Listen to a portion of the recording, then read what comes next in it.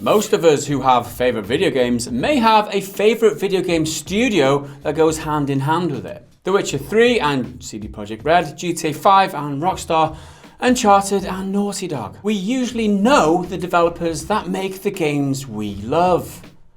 Or do we? Virtuos Limited. No, I hadn't heard of them either. But I have played actually most of the games they've worked on. I've really loved some of them, and I've heard of them all, and it's almost certain that you have too. This company has designed levels, created 3D art, and helped program games including Uncharted 4, NBA 2K18, Middle-earth Shadow of War, Forza Motorsport 7, Prey, Star Wars Battlefront 2, Need for Speed Payback, Watch Dogs 2, Far Cry 4, Metal Gear Solid 5 The Phantom Pain, Marvel vs Capcom Infinite, Halo 5, Guardians, FIFA 17, Battlefield 1, Call of Duty, Black Ops 3 and Mortal Kombat X. Well done.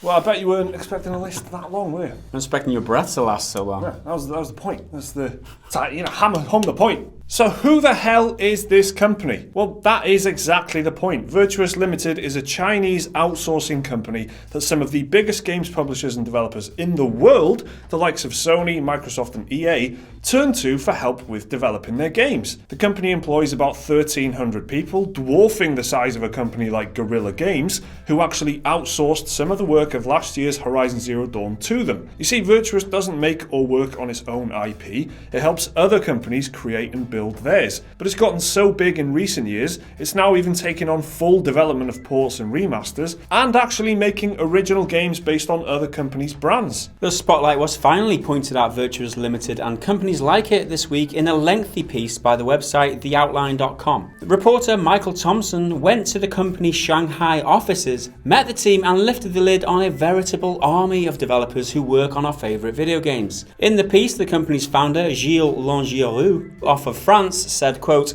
"We're absolutely not an asset farm. I think external development is more respectful of the work that actually gets done by our people here. To me, outsourcing evokes something which is commoditized, trivial to do, easy to do, so you find locals to do it cheap and fast." Newly hired staff at Virtuos are paid around $11,000 a year, compared to that of any entry-level artist in the US, which is just over $50,000 a year, according to a survey by Gamasutra. But despite the gaping disparity in pay, Langieroux says that the work done at Virtuos is, quote, "not very different from what is done inside internal studios." And to be fair, by the sounds of it, the level of creativity and effort being put in here does sound like the kind of thing you'd hear from any game studio working on its own game. For example, it took a team of 6 artists almost 4 months and 600 days of labour to create a 3D model for Horizon Zero Dawn's giant Thunderjaw robot. And a job at a Chinese outsourcing company like Virtuos sounds, if anything, less stressful compared to the horror stories of crunch and sleeping under your desk you hear from Western developers. Many of the people that the outline spoke to seemed very happy in their jobs there. While there is paid overtime when deadlines are brought forward and the like, the outline says that typical working days start between 9 AM and 10 AM, while most employees clock off around 6 or 7 PM. Langieroux began his career with Ubisoft back in 1996, going on to open development studios in Shanghai and Beijing. Apparently, that's when he realised that game developers wouldn't be able to manage the workload on their own as games got bigger and more complicated. Quote,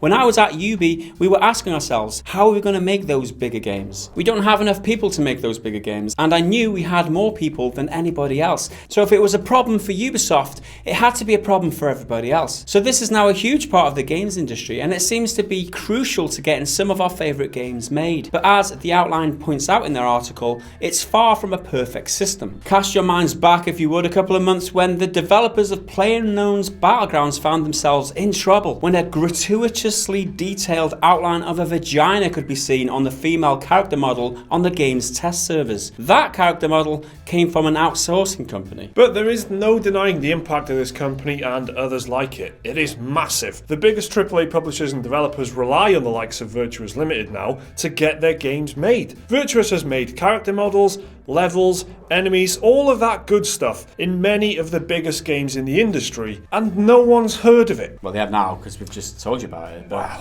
I mean, welcome. What a fascinating read this was. It took me completely by surprise. I didn't understand that this happened. I thought when people talk about outsourcing and stuff, I've heard about it in PUBG because of that news story there where it had gone wrong, but otherwise it doesn't really get talked about. You don't appreciate the fact that, yeah, your favorite studio might be CD Projekt or, Guerrilla Games or anybody like that. A lot of the work, a lot of the detailed work, a lot of that world that you love so much is created by an outsourcing company in China. There's, it's an absolutely unbelievable state of affairs. The fact that they can get these assets created at a cheaper rate than they could in their own country because they're outsourcing to China. So they pay the workers a lower rate, which means that you can get more assets, more workload for your money, what you're paying. Also, it's providing people with jobs that might not have had them anyway. But all that political nonsense aside, I think this is the obvious way where people can generate assets. You think about that Thunderjaw in Horizon Zero Dawn. That took 6 people 6 months to create, okay? And if you're paying them $11,000 a year, that, it comes with a certain budget. But if you're paying people at $50,000 a year, which you would do in the US, that cost is what? 5 times the amount, so it just makes economical sense for everybody involved. It's like a win-win, really. And with people going on these days about games being too expensive, you know how long it takes to make our games these days? This is one of the solutions, right? You outsource some of the assets to a place where you can get it done at a cut down rate. To have the foresight to see that there's this niche opening in the market to generate and develop these types of assets for games in the future, it's genius. It's a genius move. I think creatively as well, it's really interesting how they can just be detached from projects so they don't have to deal with crunch. Yeah, they have advanced deadlines and things like that, like something will be brought forward and they'll have to work a bit harder, but it's not like when an internal studio is like just working ridiculously long hours and sleeping under their desks and whatever to make sure that they're not subject to that, because that studio will have just gone, please make a robot dinosaur for us. And they're like, all right, cool. Some Guerrilla Games would send them like loads of artistic concepts and breakdowns and stuff to make sure that it matched up with the vision that they wanted. And then otherwise, they'll just have to make a 3D model, a very intricate 3D model of a robot dinosaur, and they'll have loads of creative kind of input and fun into doing that. The credit sequence on a game like Horizon Zero Dawn, it says in the outline.com article that it's about half an hour. It's like 34 minutes long of credits. Yeah, an awful lot of that is to get through all of these outsourcing people to tie this all together and just make sure that everyone gets credit for what they're doing. So the project of a game getting developed now is not just in Ubisoft's case, where it's one company with studios all over the globe. That is then outsourcing specific things to outsourced companies. So like games development is a huge network of people all over the world just working remotely to make this one game. I think that's an incredible thing. That's such an amazing thing that would happen. It's cool, though, isn't it? Isn't it cool? It's very cool, Mike. Well done. Congratulations. You did a good job here. You found the story. Well, everyone's happy now because we've heard about the story. How our games get made. It's a really good story. We'll put a link to this in the description because it really is. It's a long read, but we outsourced that work to him, so it's essentially without he's him knowing. Exactly. Yeah. I mean, he's doing the work for us, so that's our outsourcing. I mean, everyone's getting outsourced these days. So, had you heard of Virtuos Limited before this video? If you had, we want to know down in the comments below. Like the video if you've enjoyed it. Subscribe if you're new around here. Check out another one of our videos on the screen there. Support us on Patreon if you're pretty good as well. We'll see you again in the next video. Until then, bye for now.